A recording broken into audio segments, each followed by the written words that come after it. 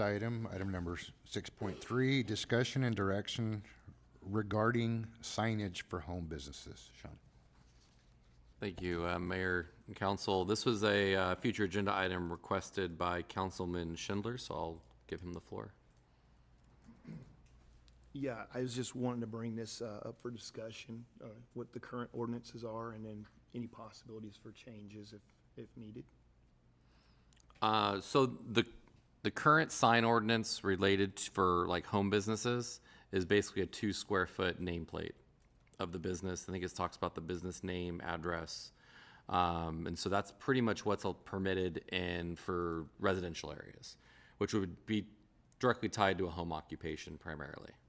Other than that, there's not really typically any other signage permitted in residential districts. So that's pretty much what the code says in terms of residential signage. Yeah, is this consistent with other cities? It's pretty consistent, yeah. You don't really want to start opening up a lot of sign regulations. You start getting bigger, and then you have to start requiring permits and design review. We don't even require permits for the home business ones because it's only 2 square feet as long as they meet the criteria.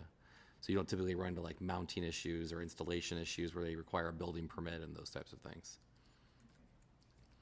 And also to add to that is a home occupation is really geared to create a business environment for someone, but not really have a direct impact or really know that you're there, right? So it's supposed to be really compatible with the neighborhood or with that residential use.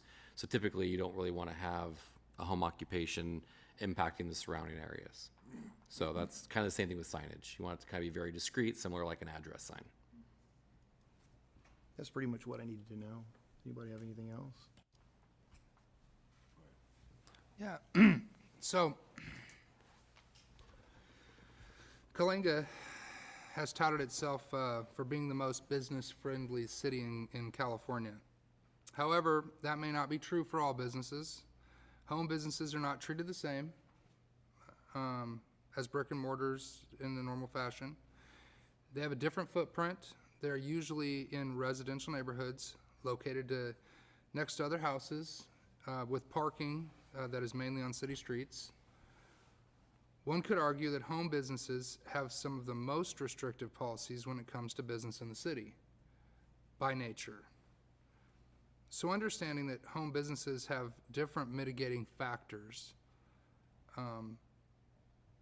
than that of your commercially zoned businesses, there are more things to think about when we're talking about addressing the regulations. However, it's been years since these have been updated. How long has this home occupation sign ordinance since it's been looked at? It's been reviewed. It's reviewed periodically. It was originally approved back in 2013 with the comprehensive zoning code update. So I think since then we've had some technology changes where we have a large group of people that are now working out of their house, like a huge amount of people that have decided that, hey, you know, whether it was the COVID thing that hit that made people work at home, or maybe it was the new technology with Zoom and the new type of telephone systems that you can have now that ring wherever you are. But technology's changed. People nationwide have changed. The increase from work from home has increased. One major problem in our town that I see is that we have a lack of available and affordable retail space. It's almost impossible. I don't even know how you could start a business.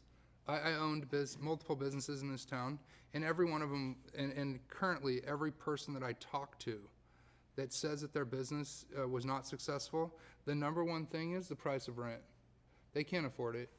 We have the plaza over there, right? Good luck. I think the rent last time I looked for one little spot was $2,200. With our population, you're not going to make any money. Not at that. And the downtown area, I think last time I looked, it was over 1,000. I think it was like 1,200 for a little bitty space, maybe even more. That's undoable.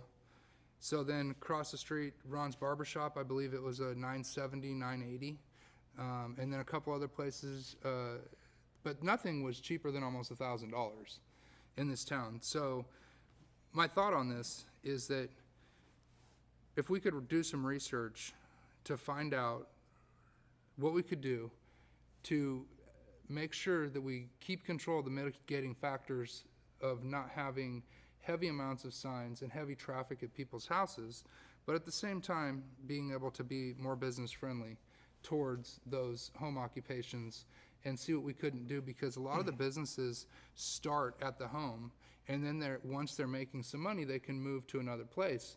But we do have a lot of restrictions. I mean, I have a home occupations license myself, and I tell people don't come to my house because the permit's really restrictive, and that's okay. I don't really want people coming to my house for business anyways, because I'm one of those people that does mobile things, that utilizes new technologies and stuff. But I'm not everyone, and there's lots of people that sell things out of their house and would like to be able to have maybe a little bit bigger sign. When I went back east and I drove through the southern places, it was a very common thing to have the neighborhoods to have houses with signs in front of their houses and let me tell you, they looked nice, and they had everything from law offices to all kinds of things in residential neighborhoods. And I'm not saying we should do that. I'm just saying maybe we should look into some different ideas, that we could move to council and the public, and we could talk about, and we could see if, maybe, so basically, I'm just asking if we could do some research, if the council would be okay with that. Just researching, not committing to changing anything, but just researching and seeing what's out there. Sounds good to me. Yeah, sizes, pretty much whatever they can do. Figure out positions in the yard or on the house or on the property line, any of that pretty much. Yeah, we can do research on basically kind of what's typical for home occupations. Because I mean, yeah, and when we look at signage is to attract folks. So when you go to a commercial district, you see the business, that's the signage. For home occupations, it's a little different because you're not supposed to have walk-in clientele. It's supposed to be scheduled if you have someone visit, no more traffic than what's normal for a residential district. So the signage serves a little bit different purpose. So that's why it's pretty limiting at a home occupation. Typically, a home occupation, if someone's coming to say, do you say prep taxes or provide computer repair, for instance, it's usually scheduled, right? And so all you need is an address to really get there. So advertising is really built on different platforms rather than having a sign to attract someone. So, but we can definitely do some research and see if there's been if there's other standards, other requirements that they have for home occupations. We can definitely look at that. Well, one kind of interesting thing that I found when looking at ordinances is that the ordinance for signs for real estate agents is a little bit different than everybody else. So normal people, I can't just go and put a sign on Main Street even if my sign's not at my house. But interestingly enough, certain real estate agents, there's ways that they can put signs out there. So I'm not even just talking about like at your house. Like, let's say you wanted to put a sign in some place that wasn't your major business, but you wanted to get people to be able to see your stuff. And I know we have lots of land that are not for sale, that they have real estate signs there. And so, maybe we could open it up like that to allow people to be able to put a sign up. That way it's maybe not in a neighborhood, but maybe it's because there's lots of places that are like, hey, I have some land, I'd love to let you put a sign up.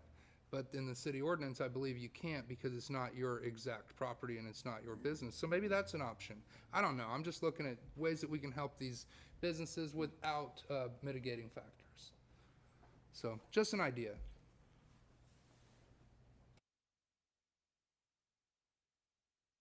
Can you also check to see if some of the home businesses, when they do that, not all of them have their rights to anything under the ground, to make sure that's not going to affect it if they were to actually put a post or something in?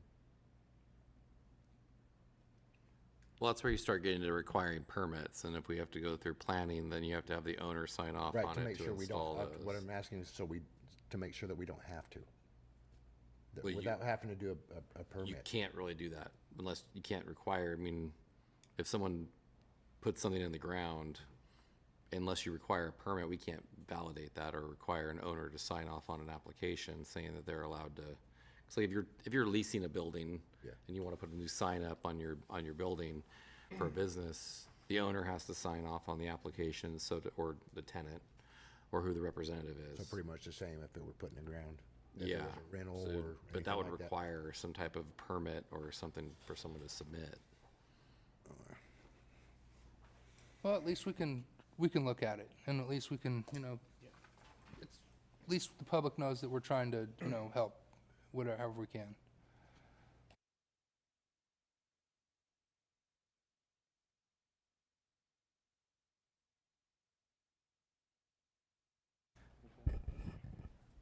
Okay, any other